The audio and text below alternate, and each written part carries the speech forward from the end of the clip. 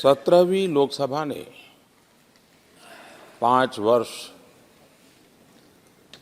देश सेवा में जिस प्रकार से अनेकविध महत्वपूर्ण निर्णय किए, अनेक चुनौतियों को सबने अपने सामर्थ्य से देश को उचित दिशा देने का प्रयास, एक प्रकार से ही आज का दिवस हम सबकी उन 5 वर्ष की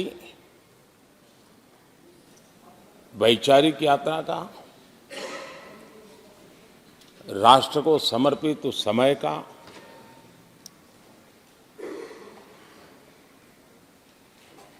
देश को फिर से एक बार अपने संकल्पों को राष्ट्र के चरणों में समर्पित करना ये अवसर है।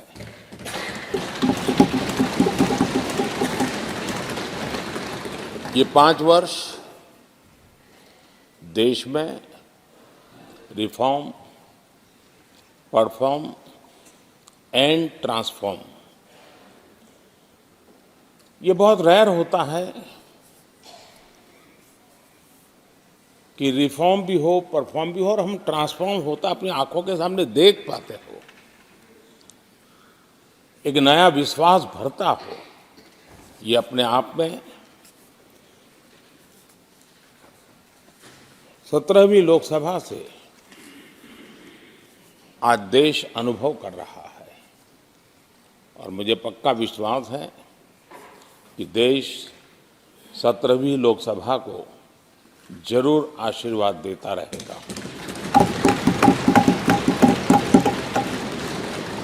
इन सारी प्रक्रियाओं में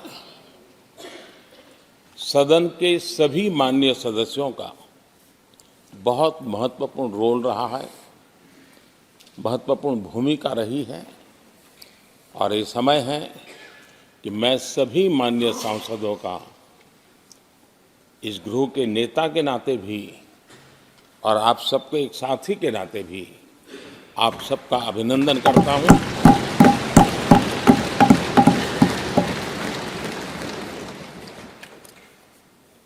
विशेष रूप से आदरणीय अध्यक्ष जी, मैं आपके प्रति भी हृदय से बहुत बहुत आभार व्यक्त करता हूं।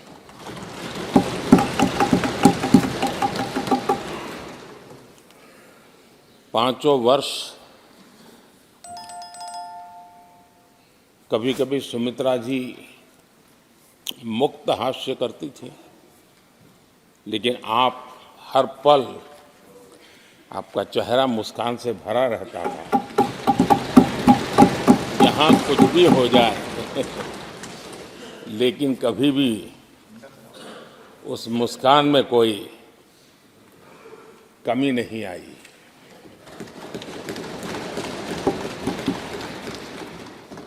अनेकविध परिस्थितियों में आपने बहुत ही संतुलित भाव से और सच्चे अर्थ में निष्पक्ष भाव से इस सदन का मार्गदर्शन किया, सदन का नेतृत्व किया। मैं इसके लिए भी आपकी भूरी भूरी प्रशंसा करता हूं।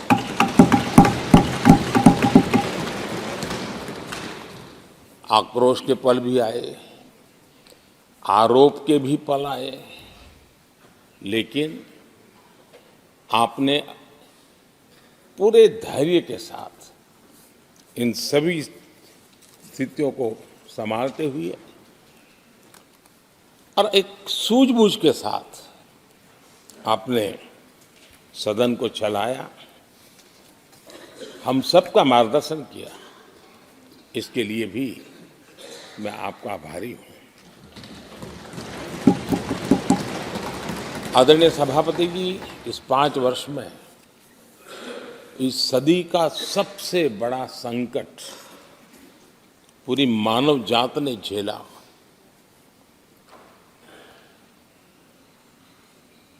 कौन बचेगा, कौन बच पाएगा, कोई किसी को बचा सकता है कि नहीं बचा सकता, ऐसी वो अवस्था थी। ऐसे में सदन में आना, ये भी अपना घर छोड़ के निकलना, ये भी संकट का काल था। उसके बाद भी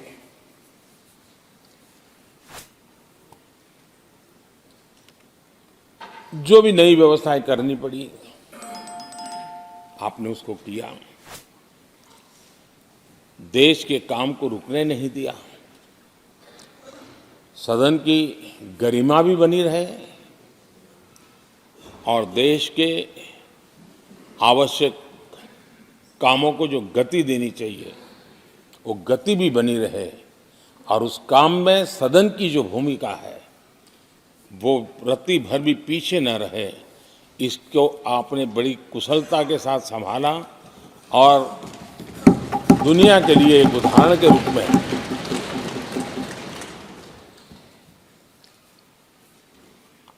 आदरणीय सभापति जी, मैं माननीय सांसदों का भी इस बात के लिए आज एक बार आभार व्यक्त करना चाहता हूं कि उस कालखंड में देश की आवश्यकताओं को देखते हुए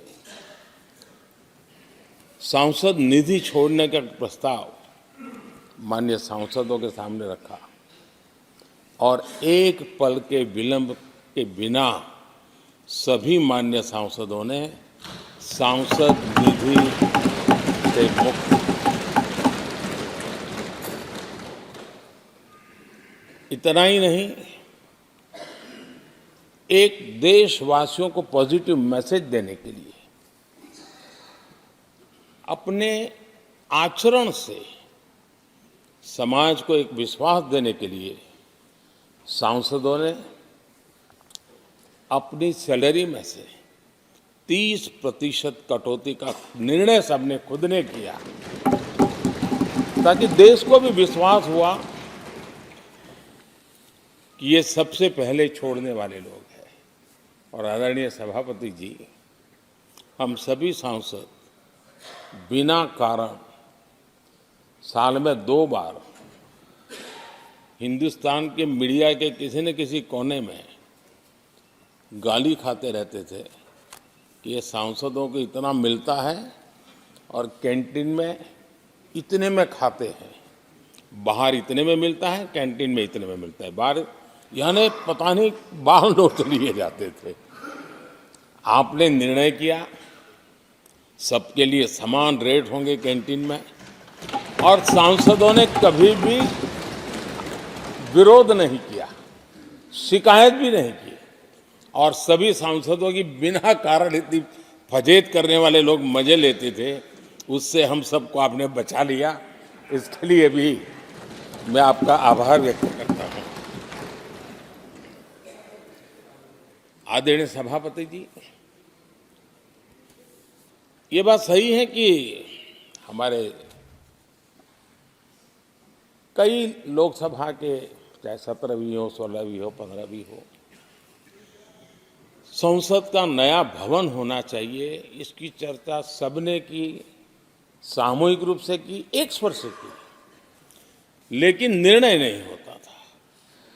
ये आपका नेतृत्व है जिसने निर्णय किया, चीज़ों को आगे बढ़ाया, सरकार के साथ अनेक मीटिंगें की, और उसी का परिणाम है कि आज देश को ये नया संसद भवन प्राप्त हुआ है।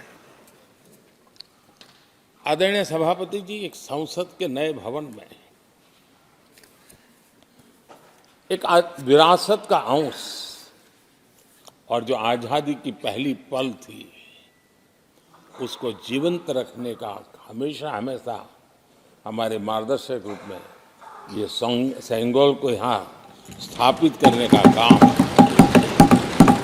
और अब प्रतिवर्ष उसको सेरेमोनियल इवेंट के रूप में उसको हिस्सा बनाने का एक बहुत बड़ा काम आपके नेतृत्व में हुआ है, जो भारत की आने वाली पीढ़ियों को हमेशा हमेशा हमें आज़ादी के उस प्रथम पल के साथ जोड़ के रखेगा, और आज़ादी की वो पल क्यों थी हमें वो याद रहेगा, तो देश को आगे ले जाने की वो प्रेरणा भी बनी रहेगी।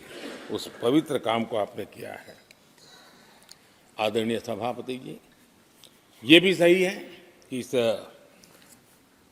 कालखंड में G20 की अध्यक्षता का भारत को मिली। भारत को बहुत सम्मान मिला। देश के हर राज्य ने अपने अपने तरीके से विश्व के सामने भारत का सामर्थ्य और अपने राज्य की पहचान बखूबी प्रस्तुत की, जिसका प्रभाव आज भी विश्व के मन पर है। उसके साथ आपके नेतृत्व में G20 की तरह P20 का जो सम्मेलन हुआ और विश्व के अनेक देशों के स्पीकर्स यहाँ आए और मदर ऑफ डेमोक्रेसी भारत किस महान परंपरा को लेकर के, किस डेमोक्रेटिक वैल्यूज को लेकर के सदियों से हम आगे बढ़े हैं। व्यवस्थाएं बदली होगी, लेकिन डेमोक्रेटिक मन भारत का हमेशा बना रहा है। उस बात को आपने विश्व के स्पीकर्स के सामने बखूबी प्रस्तुत की और भारत को लोकतांत्रिक व्यवस्थाओं में भी एक प्रतिष्ठा प्राप्त कराने का काम आपके नेतृत्व में हुआ। आदरणीय सभापति जी, मैं एक बात के लिए आपका विशेष अभिनंदन करना चाहता हूं। शायद हमारे सभी माननीय सांसदों का और मीडिया का भी उस तरफ ध्यान नहीं गया है। हम संविधान सदन जिसको कहते हैं, जो पुरानी संसद, जिसमें महापुरुषों के जन्म जयंती निमित्त उनकी प्रतिमा को पुष्प चढ़ाने के लिए हम लोग एकत्र आते हैं, लेकिन वो एक 10 मिनट का इवेंट होता था और चले जाते थे। आपने देश भर में इन महापुरुषों के लिए वक्तृत्व स्पर्धा, निबंध स्पर्धा का एक अभियान चलाया। उसमें से जो बेस्ट ऑरेटर होते थे और बेस्ट एसेज होते थे, हर राज्य से 2-2 बालक उस दिन दिल्ली आते थे और उस महापुरुष की जन्म जयंती के समय, पुष्प वर्षा के समय वो मौजूद रहते थे, देश के नेताओं को, और बाद में वो पूरा दिन भर रह करके उस पर अपना व्याख्यान देते थे। वे दिल्ली के अन्य स्थान पर जाते थे, वो सांसद की गतिविधियों को समझते थे। यानी अपने ये निरंतर प्रक्रिया चला करके देश के लाखों विद्यार्थियों को भारत की संसदीय परंपरा से जोड़ने का बहुत बड़ा काम किया। और ये परंपरा ये आपके खाते में रहेगी और आने वाले समय में हर कोई बड़े गौरव के साथ इस परंपरा को आगे बढ़ाएगा। मैं इसके लिए भी आपका अभिनंदन करता हूँ। आदरणीय अध्यक्ष जी, संसद की लाइब्रेरी जिसको उपयोग करना चाहिए वो कितना कर पाते थे वो तो मैं नहीं कह सकता हूँ, लेकिन आपने उसके दरवाजे सामान्य व्यक्ति के लिए खोल दिए।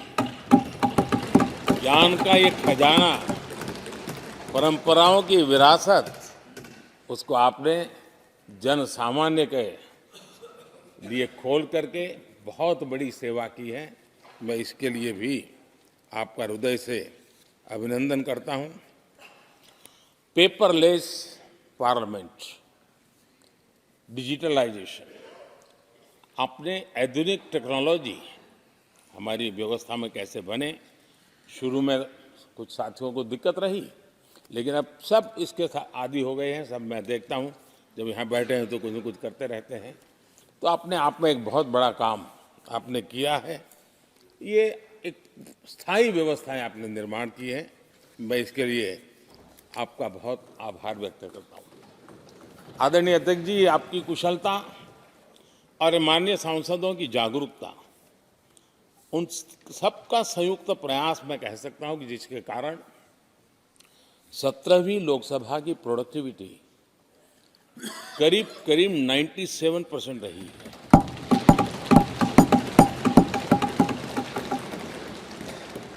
97% प्रोडक्टिविटी अपने आप में प्रसन्नता का विषय है, लेकिन मुझे विश्वास है कि आज जब 17वीं लोकसभा की हम समाप्ति की तरफ बढ़ रहे हैं, तब एक संकल्प लेकर के 18वीं लोकसभा प्रारंभ होगी कि हम हमेशा 100% से ज़्यादा प्रोडक्टिव वाली हमारी कार्यवाही करेंगे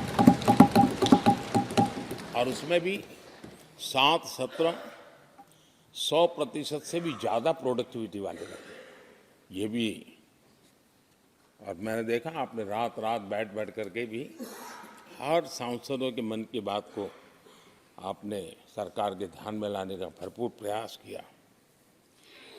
मैं इन सफलता के लिए सभी माननीय सांसदों का और सभी फ्लोर लीडर्स का भी हृदय से आभार और अभिनंदन व्यक्त करता हूं। पहले सत्र में, 17वीं लोकसभा के पहले सत्र में दोनों सदन ने 30 विधेयक पारित किए थे। ये अपने आप में रिकॉर्ड है।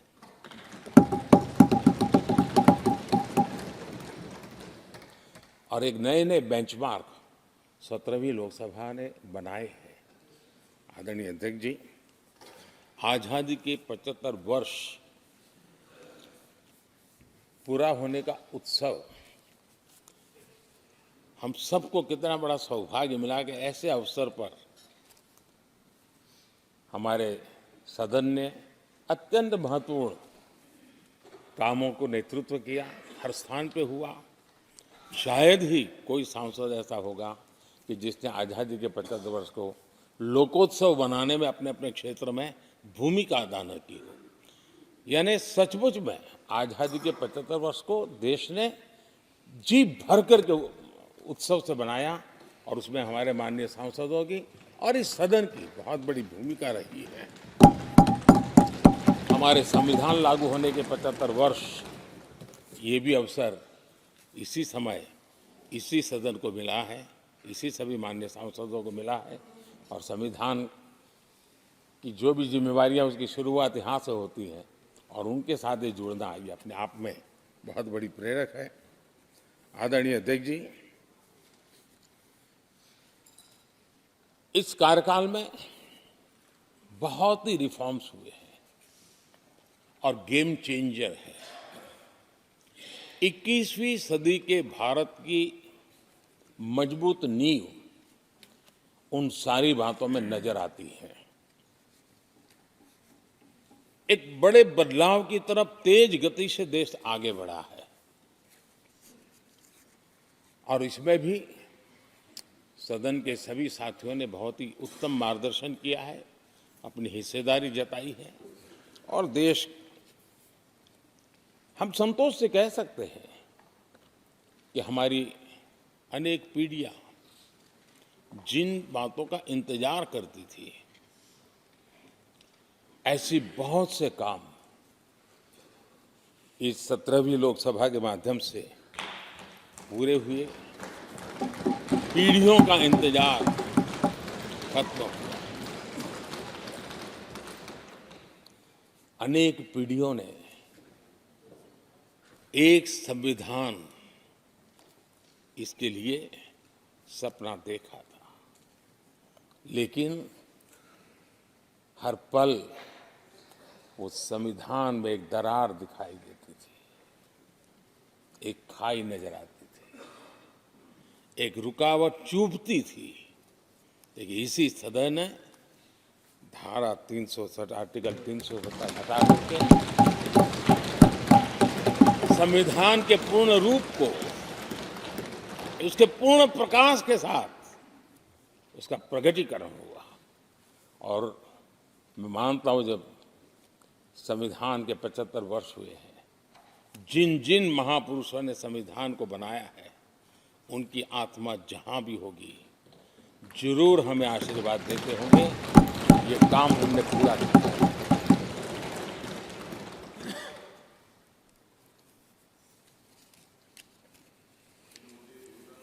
कश्मीर के भी, जम्मू कश्मीर के लोगों को सामाजिक न्याय से वंचित रखा गया था। आज हमें संतोष है कि सामाजिक न्याय का जो हमारा कमिटमेंट है वो हमारे जम्मू कश्मीर के भाई बहनों को भी पहुंचा करके हम आज एक संतोष की अनुभूति कर रहे हैं। आदरणीय अध्यक्ष जी, आतंकवाद नासूर बनके देश के सीने पर गोलियां चलाता रहता था। मां भारती की धरा आए दिन रक्त रंजित हो जाती थी। देश के अनेक वीर होनहार लोग आतंकवाद के कारण बलि चढ़ जाते थे। हमने आतंकवाद के विरुद्ध सख्त कानून बनाए, इसी सदन ने बनाए। मुझे पक्का विश्वास है कि उसके कारण जो लोग ऐसी समस्याओं का लिए जूझते हैं, उनको एक बल मिला है, मानसिक रूप के उनका कॉन्फिडेंस बढ़ा है और भारत को पूर्ण रूप से आतंकवाद से मुक्ति का उसमें एक एहसास हो रहा है और वो सपना भी सिद्ध होके रहेगा।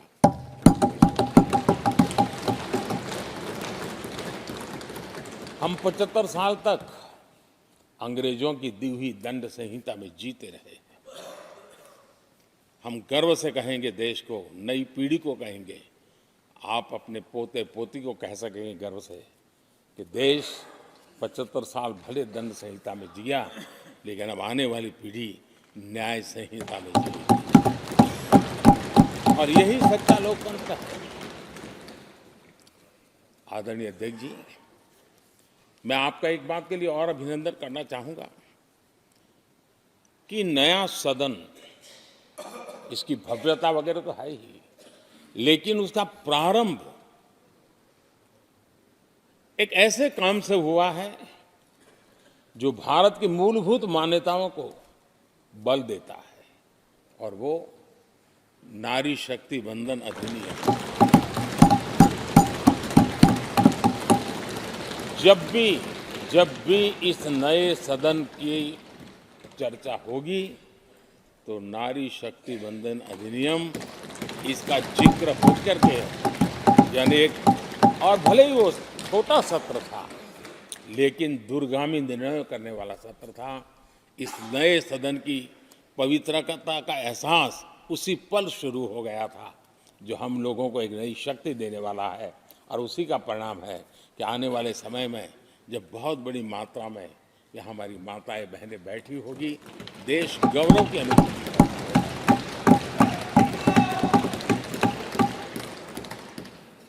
3 तलाक, कितने उतार चढ़ाव से हमारी मुस्लिम बहनें इंतजार कर रही थी। अदालतों ने उनके पक्ष में निर्णय किए थे, लेकिन वो हक उनको प्राप्त नहीं हो रहा था। मजबूरियों से गुजारा करना पड़ रहा था। कोई प्रकट रूप से कहें, कोई अप्रकट रूप से कहें, लेकिन 3 तलाक से मुक्ति का बहुत महत्वपूर्ण और नारी शक्ति के सम्मान का काम 17वीं लोकसभा ने किया है। सभी मान्य सांसद, उनके विचार कुछ भी रहे हो, उनका निर्णय कुछ भी रहा हो, लेकिन कभी न कभी तो कहेंगे कि हाँ, इन बेटियों को न्याय देने का काम भी करने के समय हम वहां मौजूद हैं। पीढ़ियों से होता यह न्याय हमने पूरा किया है और वो बहनें हमें आशीर्वाद दे रही है। आदरणीय अध्यक्ष जी, आने वाले 25 वर्ष हमारे देश के लिए बहुत महत्वपूर्ण है। राजनीति की गहमागहमी अपनी जगह पे है, राजनीतिक क्षेत्र के लोगों की अपनी आशा आकांक्षा अपनी जगह पे है, लेकिन देश की अपेक्षा, देश की आकांक्षा, देश का सपना, देश का संकल्प ये बन चुका है। 25 साल वो हैं जो देश इच्छित परिणाम प्राप्त करके रहेगा।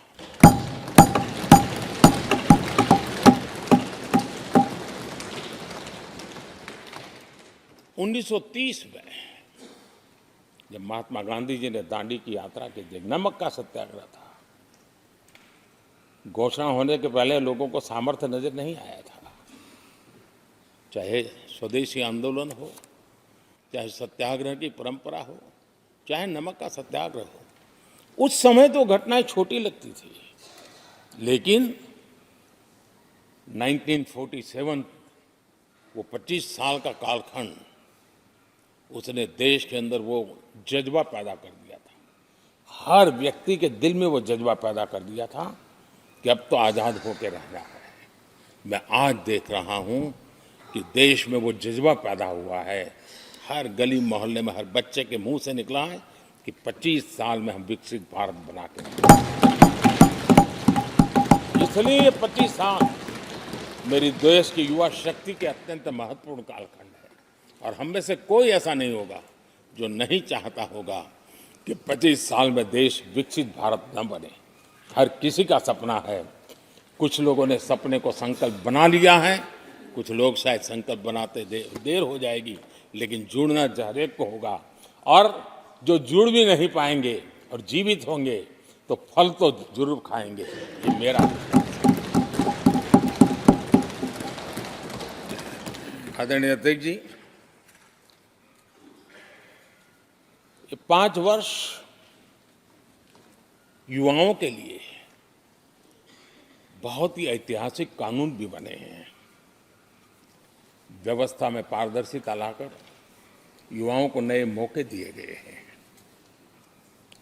पेपर लीक जैसी समस्या जो हमारे युवाओं को चिंतित करती थी, हमने बहुत ही कठोर कानून बनाया है ताकि उनके मन में जो सवाल या निशान था और उनको व्यवस्था के प्रति उनका गुस्सा था, उसको एड्रेस करने का सभी माननीय सांसदों ने देश के युवाओं के मन के भाव को समझ करके बहुत ही महत्वपूर्ण निर्णय किया है।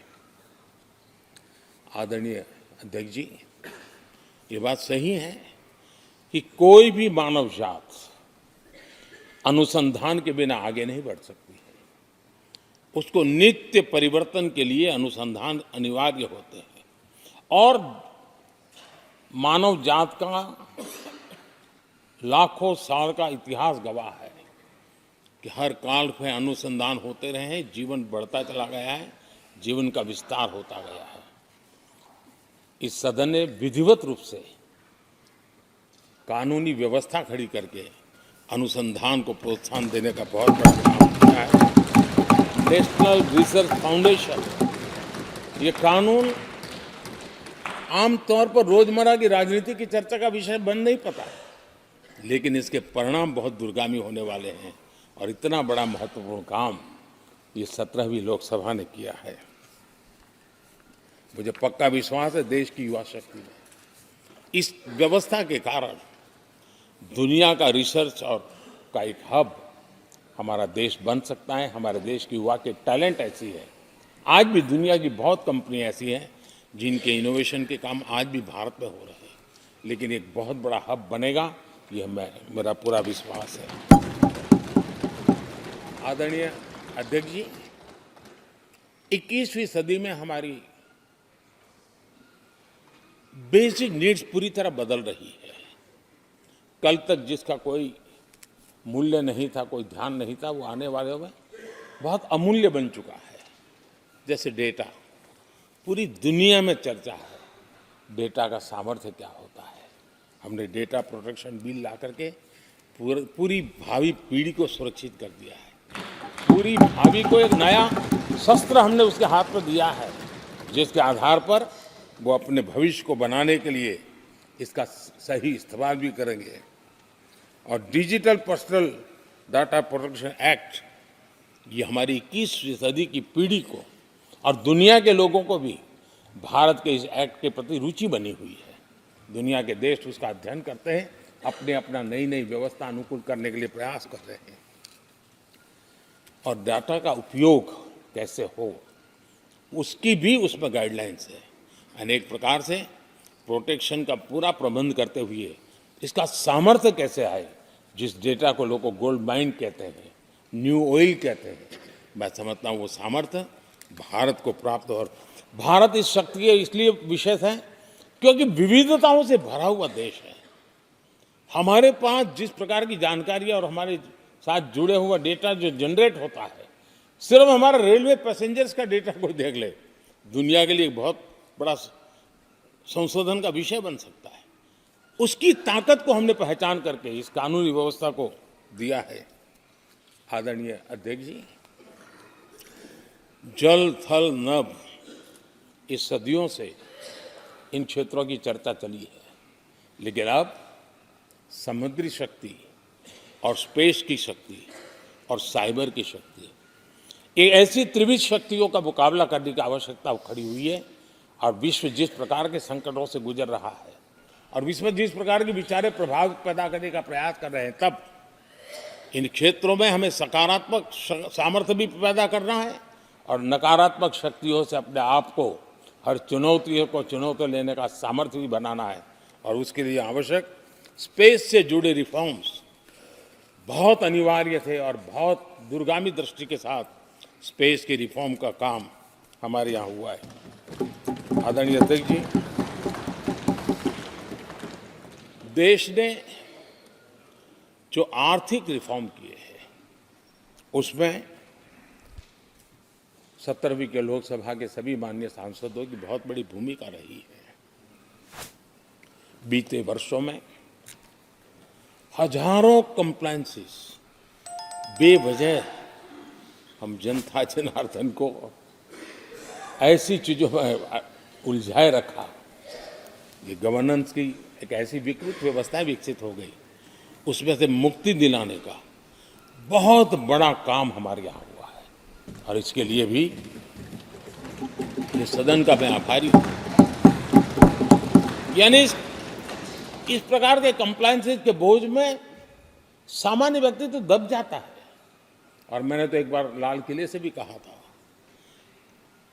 हम जब मिनिमम गवर्नमेंट मैक्सिमम गवर्नेंस कहते हैं, मैं दिल से मानता हूं कि लोगों की जिंदगी में से जितना जल्द सरकार निकल जाए उतना ही लोकतंत्र का सामर्थ्य बढ़े। रोजमर्रा की जिंदगी में हर डगर पे सरकार टांग क्यों अड़ाए?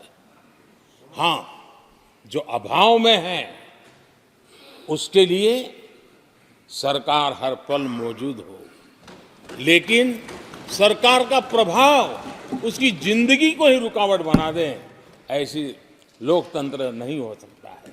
और इसलिए हमारा मकसद है सामान्य मानवीय की जिंदगी से सरकार जितनी हट जाए, कम से कम उसकी जिंदगी में सरकार का नाता रहे, वैसा समृद्ध लोकतंत्र दुनिया के सामने हमने आगे बढ़ाना चाहिए।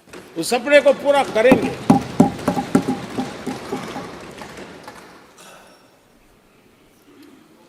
आदरणीय अध्यक्ष जी, companies act, limited liability partnership act, 60 से अधिक गैर जरूरी कानूनों को हमने हटाया है। ईज ऑफ डूइंग बिजनेस, इसके लिए ये बहुत बड़ी आवश्यकता थी, क्योंकि अब देश को आगे बढ़ना है तो बहुत सारी रुकावटों से बाहर आना पड़ेगा। हमारे कई कानून तो ऐसे थे, छोटी छोटे कारणों से जेल में भर दो बस। यहाँ तक कि फैक्ट्री है और उसके शौचालय को 6 महीने में एक बार अगर व्हाइट वॉश नहीं किया है तो उसके लिए जेल थी, वो कितनी बड़ी कंपनी का मालिक क्यों ना हो। अब ये जो एक प्रकार की जो अपने आप को बड़े लेफ्ट लिबरल कहते हैं, उन लोगों की आइडियोलॉजी, और देश में ये तुमारशाही का जमाना, उन सारों से मुक्ति दिलाने का हमें भरोसा होना चाहिए भाई। वो करेगा। आज लोगों के घरों में लिफ्ट होती है, वो सोसाइटी फ्लैट वाले लोग अपनी लिफ्ट रिपेयर करते ही है जी, हर चीज कर लेते हैं। तो ये जो समाज पर, नागरिक पर भरोसा करने का काम, बहुत तेजी से बढ़ाने का काम 17वीं लोकसभा ने किया है। और इसके लिए जन विश्वास एक्ट, मैं समझता हूं 180 से ज्यादा प्रावधान डीक्रिमिनलाइज करने का काम किया है। जो मैं कहा छोटी छोटी बात में जेल में डाल देना, ये डीक्रिमिनलाइज करके हमने नागरिक को ताकत दी है। वो इसी सदन ने किया है, यही माननीय सांसदों ने किया है। कोर्ट की चक्कर से जिंदगी बचाने के लिए बहुत महत्वपूर्ण काम, कोर्ट के बाहर विवादों से मुक्ति, उस दिशा में एक महत्वपूर्ण काम, मध्यस्थता का कानून, उस दिशा में भी इसी माननीय सांसदों ने बहुत बड़ी भूमिका अदा की, जो हमेशा हाशिए पर था, किनारे पर थे, जिनको कोई पूछता नहीं था। सरकार होने का उनको एहसास हुआ है। हाँ, सरकार है, हम है। जब कोविड में मुफ्त इंजेक्शन मिलता था ना, उसको भरोसा होता था, चलिए जान बच गई। सरकार होना का उसको एहसास होता था, और यही तो सामान्य मानवीय की जिंदगी में बहुत आवश्यक होता है। वो असहायता न अनुभव, अब क्या होगा, ये स्थिति पैदा नहीं होनी चाहिए। ट्रांसजेंडर समुदाय अपमानित महसूस करता था, और जब बार बार वो अपमानित होता था तो उसके अंदर भी विकृतियों की संभावनाएं बढ़ती रहती थी, और ऐसे विषयों से सब लोग दूर भागते थे। 17वीं लोकसभा के सभी माननीय सांसदों ने ट्रांसजेंडर्स के प्रति भी संवेदना जताई, और उनके जीवन में भी बेहतरीन जिंदगी बने। और आज दुनिया के अंदर जब भारत ने ट्रांसजेंडर के लिए किए हुए काम हैं, जो निर्णय किए हैं, इसकी चर्चा है दुनिया को बड़ा। जब हम कहते हैं ना, हमारे यहाँ इवन हमारे माता बहनों के लिए प्रेगनेंसी के लिए 26 वीक की डिलीवरी के समय की छुट्टी, दुनिया के समृद्ध देशों को भी आश्चर्य होता है। अच्छा, यानी ये प्रोग्रेसिव निर्णय यहीं पर हुए हैं, इसी 17वीं लोकसभा में हुए हैं। हमने ट्रांसजेंडर को एक पहचान दी है। अब तक करीब 16-17 हज़ार ट्रांसजेंडर को उनका आइडेंटिटी कार्ड दिया गया है, ताकि उनके जीवन को, और मैंने देखा अब तो मुद्रा योजना से पैसे लेकर के छोटा मोटा वो बिजनेस करने लगी, वो कमाने लगी है। पद्मा अवार्ड हमने ट्रांसजेंडर को दिया है, एक सम्मान की जिंदगी जीने के लिए। सरकार से जुड़ी अनेक योजनाओं का लाभ जो अब तक उनको मिलता नहीं था, मिलना प्रारंभ हुआ है। वो सम्मानीय जिंदगी। आदरणीय अध्यक्ष जी, बहुत विकट काल में हमारा समय गया, क्योंकि 1.5-2 साल कोविड ने हमारे पर बहुत बड़ा दबाव डाला, लेकिन उसके बावजूद भी 17वीं लोकसभा देश के लिए बहुत उपकारक रही है, बहुत अच्छे काम किए हैं। लेकिन इस समय हमने कई साथियों को भी खो दिया है। हो सकता है अगर आज वो हमारे बीच होते तो आज इस विदाई समारोह में मौजूद होते, लेकिन बीच में ही कोविड के कारण हमें अपने बहुत होनहार साथियों को खोना पड़ा। उसका दुख हमेशा हमेशा हमारे रहेंगे। आदरणीय अध्यक्ष जी, 17वीं लोकसभा का अंतिम सत्र और अंतिम आवर ही समझ लीजिए है। लोकतंत्र और भारत की यात्रा अनंत है, अनेक, और ये देश किसी पर्पज के लिए है, उसका कोई लक्ष्य है, वो पूरी मानव जात के लिए। चाहे श्री अरविंदो ने देखा हो, चाहे स्वामी विवेकानंद जी ने देखा हो, लेकिन आज उन शब्दों में, उस विजन में सामर्थ्य था, वो हम आंखों के सामने देख पा रहे हैं। दुनिया जिस प्रकार से भारत के महात्म्य को स्वीकार कर रही है, भारत के सामर्थ्य को स्वीकारने लगी है, और उसको, उस यात्रा को हमें और शक्ति के साथ आगे बढ़ाना है। आदरणीय अध्यक्ष जी, चुनाव बहुत दूर नहीं है। कुछ लोगों को थोड़ी घबराहट रहती होगी, लेकिन ये लोकतंत्र का सहज आवश्यक पहलू है। हम सब उसको गर्व से स्वीकार करते हैं, और मुझे विश्वास है कि हमारे चुनाव भी देश की शान बढ़ाने वाले, लोकतंत्र की हमारी जो परंपरा है, पूरे विश्व को अचंभित करने वाले अवश्य रहेंगे, ये मेरा पक्का विश्वास है।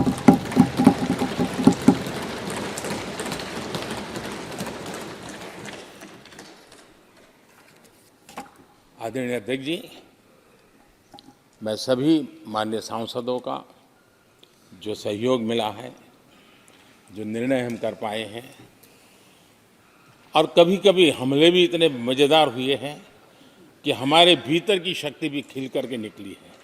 और मेरा तो परमात्मा की कृपा रही है कि मुझे जब चुनौती आती है तो ज़रा और आनंद आता है। हर चुनौती को हम सामना कर पाए हैं, बड़े आत्मविश्वास और विश्वास के साथ हम चले हैं। आज राम मंदिर को लेकर के इस सदन ने जो प्रस्ताव पारित किया है, वे देश की भावी पीढ़ी को इस देश के मूल्यों पर गर्व करने की संवैधानिक शक्ति देगा। ये सही है कि हर किसी में ये सामर्थ्य नहीं होता है कि ऐसी चीज़ों में तो कोई हिम्मत दिखाते हैं, कुछ लोग मैदान छोड़ के भाग जाते हैं, लेकिन फिर भी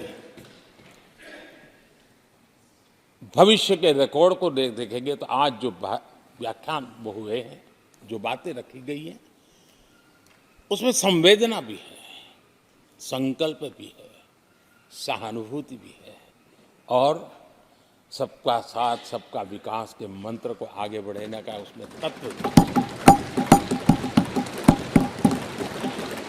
यह देश बुरे दिन कितने ही क्यों न गए हो, हम भावी पीढ़ी के लिए कुछ न कुछ अच्छा करते रहेंगे। ये सदन हमें वो प्रेरणा देता रहेगा और हम सामूहिक संकल्प से, सामूहिक शक्ति से उत्तम परिणाम भारत की नौजवान पीढ़ी की आशा आकांक्षा के अनुसार करते रहेंगे। इसी विश्वास के साथ फिर एक बार आपका आभार प्रकट करता हूँ, सभी माननीय सांसदों का आभार प्रकट करता हूँ। बहुत बहुत धन्यवाद।